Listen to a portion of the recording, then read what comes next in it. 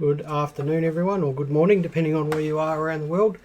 My name's Mark. My wife and I, Catherine, run the Purple Penny, which is a coin shop in the northern suburbs of Adelaide in South Australia.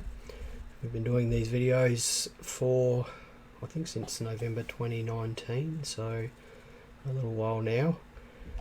This week in the shop was hectic. We still are dealing with the tail end of the February RAM release, so those people who are on the interest list for February releases are still dribbling in to pick up their items. Catherine, as you may have seen on Facebook last week, posted out 40 or 50 packages last week. She worked very hard last week to get those out of the shop, and yeah, it's been very busy, which is good. Buying has still been a little bit slow. It's been slow all year, but no doubt that will change over time. So yeah, it's been a good week, been a fun week. So let's just jump into the news. I'll say a few hellos first. Hello Paul, Mike, Gwen, Tanya, the Moose Gets Loose, whose name I've forgotten, Greg, Claire, good to see you watching, Claire, John, Trent, Heather, Al, and Catherine is watching. So Catherine is in the other room just over there packaging up her mail for the day. I think she's almost finished, so it's always nice to know that she's watching. As I said, the releases for February are about run and done. We've just got a few left to go here in the shop for people to come in and pick them up. It'll be good to see the back end of that. March's releases are going to be much smaller and much more easy to manage, which I must admit I'm kind of looking forward to. This week we've had a bit of a run on this sort of stuff. Gold and silver. This is obviously just silver. Gold's too small to show.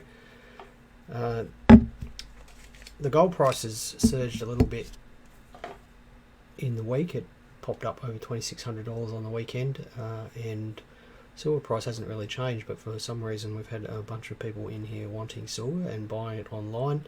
Now, I think that probably has something to do with what's going on with the US economy and Ukraine and all that sort of stuff. I don't really understand the sort of economic impacts of all that sort of stuff, but people in times of crisis tend to run to safe havens, and gold and silver are perceived as safe havens, as having intrinsic value. So those of you who are considering buying some gold and silver, you know, look to buy the lowest premium stuff that you can. By premium I mean the price above the actual bullion price.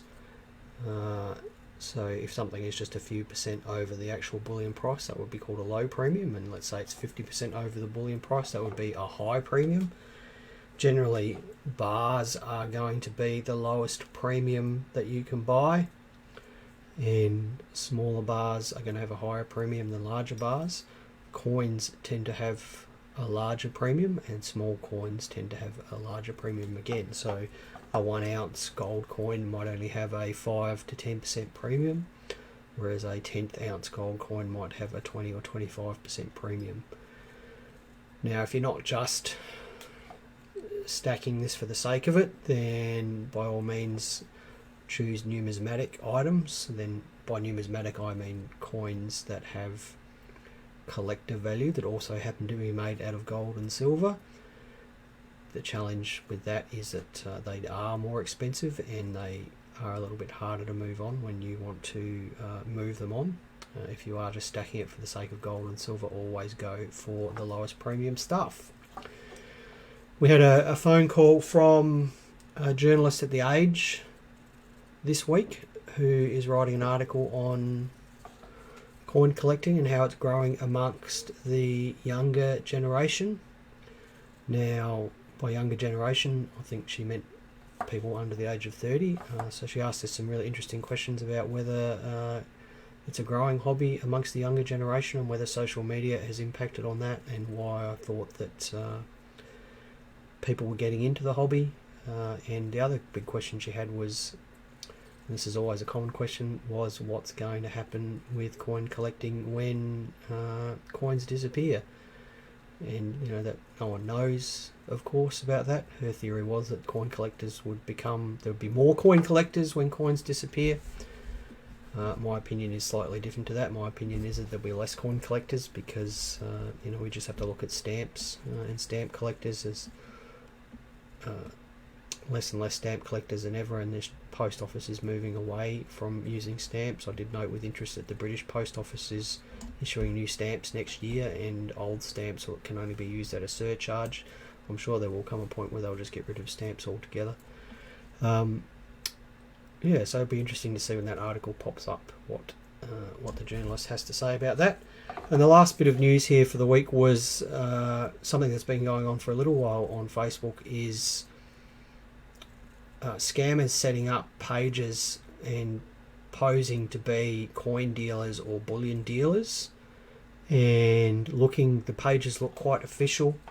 They look quite legitimate, and they build up a bit of a profile on those pages and post on collector groups, and they run targeted ads on Facebook at collectors, because you can run ads on Facebook targeting coin collectors. It's not that difficult to do. They try to get people to their page and then sell them gold and silver, but the unfortunate thing is it's not real gold and not real silver.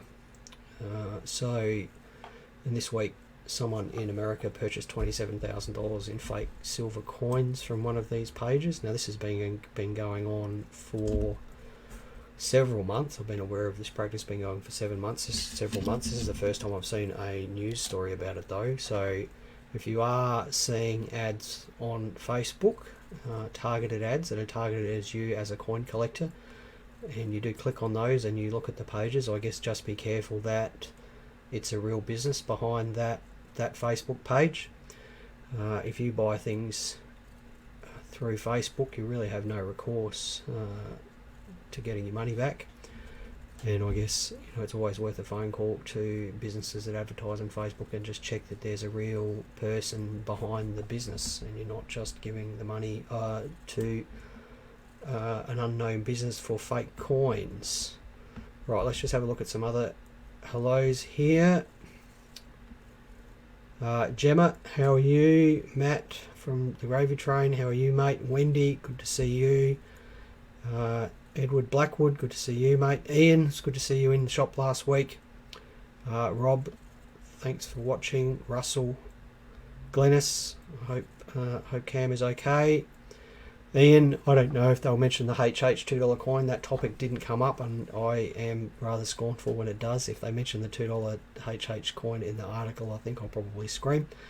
Robert says that $2 coloured coins would make this hobby boom, and that's exactly what I said when the journalist asked me what I thought the biggest influence on new collectors coming into the hobby has been. I said coloured $2 coins, and I've probably told you this before, but we met Ross McDermid, the old CEO of the Mint, and the Mint released $2 coins specifically to get new collectors into the hobby, to get people looking at their change, and it has worked amazingly. $2 coins are the most popular coins at the moment, certainly the most popular coin here in the shop, and the ones that we get the most phone calls about. Hello Paul, how are you? Claire's a stamp collector too. Gary says that coin group admins are trying to stop fake bullion sellers selling in our groups. Yeah, and that's good on those admins for doing that, Gary. It is just crime. What those people are doing, it is just crime. There's no other way of putting it. It's just fraud, trying to sell fake gold and silver. Mike says that the fakes are usually pretty obvious. Yeah, they are, Mike, but I think the trouble is that people are buying large amounts of gold and silver off of what they perceive as being a real business, and you would assume that you're going to get genuine stuff from a real business, but these fly-by-night Facebook businesses aren't ever intending to sell real gold and real silver. It's just to get your money and run. And hello Gary from the ACBC group on Facebook, how are you? Right, topic of the week. Last week you talked about decimal banknotes. I showed you our shoebox here, the magic shoebox. We've got people in here that call this the magic shoebox, which is all just full of paper notes that we let people pick through and buy at face value plus 20%. We talked about the basics of signatures and things like that last week, and what makes a banknote valuable. This is where almost all of the banknotes that come into this shop end up, decimal paper banknotes, because most of them are only worth face value. And if you think about why that's the case, it's simply because when paper notes were phased out, people kept what they had on hand at the time, so they were always the last signatures. So say Johnston Stone for $1 notes, or Johnston Fraser for $2 notes, or whatever they happen to be. Usually they're circulated, so they're the most common notes, and they're usually in the worst condition. And that's why most paper notes end up in here. Ian's saying don't show you that box. Now Ian is a regular in here, and Ian comes in here and buys $1 notes, and he hands them out to pizza delivery drivers as tips, which is a pretty unique way of tipping people. We talked about signatures adding to the value of the note. We talked about the condition, and we talked about the prefix. So really it's the signature is the primary denominator, and then it's the condition, and then it's the prefixes. But there are some exceptions to that, and I thought today we'd continue on sort of the basics of decimal banknotes by looking at 3 different things, and that's the different fonts that some of the notes had on the prefixes and serial numbers. We'd look at the position of the magnetic strip in the notes, and then we just look at 2 of the test notes that were issued. Now, just a reminder that the signature is here. You can just see the signatures above my fingers there. And of course they go from Coombs Wilson right up in the paper notes to Fraser Higgins, I think, is the last paper note signature. You need to be able to recognise those notes, those signatures. And you remember last week I showed the Renix catalogue.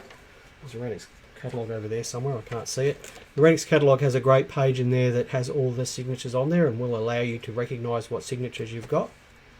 Now, the paper notes had a magnetic thread in them, and on this note the magnetic thread is just here.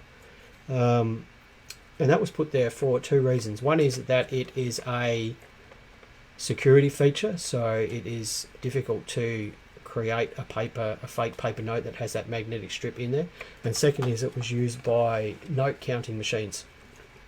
Now in the early to mid 1970s, the magnetic strip was towards the center of the note, and the challenge there is when we folded the note in half, is that magnetic strip created a weak point on the note, and the note would actually tear along that line.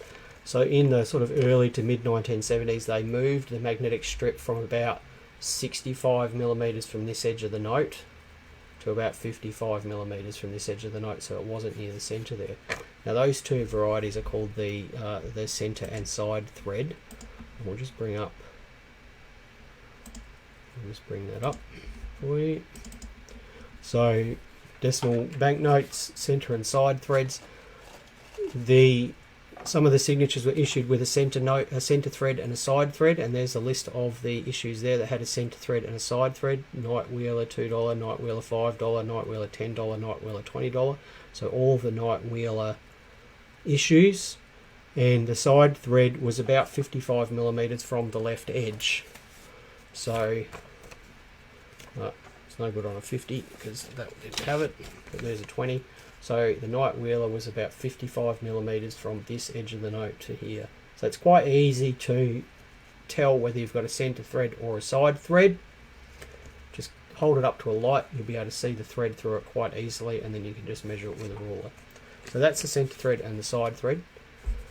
The next thing that the Mint did was change the font on the prefixes and serials to allow for automated reading of the serial numbers. So previously all notes were issued with a serial number that had what's called Gothic thread, and Gothic is the name of the font. Those of you who've used Microsoft Word would probably know that Gothic is a choice in Word to use as a font. And again, in the early to middle 1970s, they went from Gothic to OCRB. OCRB is Optical Character Recognition Font B, and it can be a little bit difficult to tell the two fonts apart, but there I've just compared the two fonts there, and you can see that the Gothic is at the top there, that it is quite compressed and the letters appear skinny and tall, whereas the OCRB, which is at the bottom there, the serial number spans all the way, pretty much all the way across the white part of the note there. When you compare them together, they're quite easy. Typically also the OCRB looks like a bold font. It can be a heavier font than the Gothic. Now that appears on all the Knight Wheeler notes, or the $2 note and the $5 note, but in the early 1980s there was a shortage of notes, and the Mint had to do, the Reserve Bank had to do an emergency issue of notes, and they issued some Gothic notes again. So these can be found in Knight Wheeler $2, Knight Wheeler $5, and then Johnston Fraser notes as well, and Knight Stone notes as well.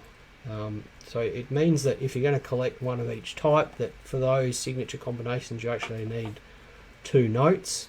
And to make it even more complicated, sometimes this happened when there was side thread and centre thread, so there's actually sometimes 4 notes that you need for each signature combination if you're going to try and capture them all. Some of them are very hard to find, and I was going to cover that next week about some of the harder to find banknotes that aren't necessarily reflected in catalogue value. Right, last bit of banknotes for this week before we address some of the questions in the comments here are test notes. So at least twice during the time of decimal notes, the Reserve Bank issued what they call test notes. So they issued them in 1976 in the $1 note with thick and thin paper, and those can be distinguished by the DBP prefix on them, and interestingly the BP stands for Brisbane and Perth, where most of these notes were issued. And the other one, which is the most popular, one of the most common questions we get asked, is $100 test notes, which were issued under Fraser Evans, where they tested a new plastic composition. So you can pick which ones they are, again, by the prefix and the signatures that are on them. Right, that's it for decimal notes this week. Next week we'll do star notes and some other bits and pieces, and then we'll wind up decimal notes next week and go on to another topic after that. Let's have a look at some of the questions that people have popped into the comments here. Ian says, does the purple penny do lay-by? Ian, we do lay-by. So it's just a matter of asking us the next time you're in here, mate, and we can work something out for you. Claire says she's going to hopefully go to the Canberra Stamp Show in March, and Claire, I hope you do get to do that and get to go to the Mint. Definitely you need to go to the Mint if you go to Canberra. Can all collect, Rob Baldock says, can all collectors please let the RAM know what they think of their new packaging? So I'm guessing Rob is talking about the bamboo packaging that the proof coins are now issued in, and not just the proof sets but also the individual proof coins. And I guess he's also talking about the mint sets and mint mark sets and baby sets that are now in the plastic case and the slip cover around the outside. Now the bamboo packaging is light, it feels flimsy, and it certainly doesn't feel of the same quality as the previous packaging. I think environmentally it's probably a better thing. I'm probably a little bit bothered that the Mint didn't drop the price of their products to account for the new packaging, but perhaps the new packaging cost as much as the old wooden boxes. I'm not sure, but I find it hard to believe that it does. But there's no doubt that it feels different. I do feel like the boxes are harder to get in and out of the sleeves, that they've got some work to do there. Now the mint sets and baby sets that are in those plastic cases, I think they're terrible. I think that they messed up the outer sleeves to begin with. You couldn't get the outer sleeves off without destroying them. Then they had to go at fixing that up with the outer sleeve that had the thumb cut out in the corner, and that is still very difficult to get out. And then finally they've gone to an outer box, which works just fine. But my trouble with those plastic cases is you can open them, which is awful. So you can open them and touch them and replace coins, and it's just, you know, us as dealers, it's just, you know, I just don't like it at all. And the other trouble is that adds to the mailing cost. They are too heavy and too thick to be able to mail, and, you know, as a consequence for us, we have to charge more to post them, whereas the old mint sets and the cardboard sleeves, we could mail them for cheaper. You couldn't open them up. The coins weren't prone to being damaged. Now, you know, anyone who's buying mint sets in 10 years' time needs to check the coins inside the mint sets to make sure that they haven't been fingerprinted or that they're not full of hair or whatever, which I think that's a definite step backwards for the mint there. But what Rob says is quite correct. If you don't like the packaging, contact the mint and see if you can get them to do something about it. It's I don't think any of it is a particular improvement. There's the only other questions in here. There's lots of people talking about the terrible packaging.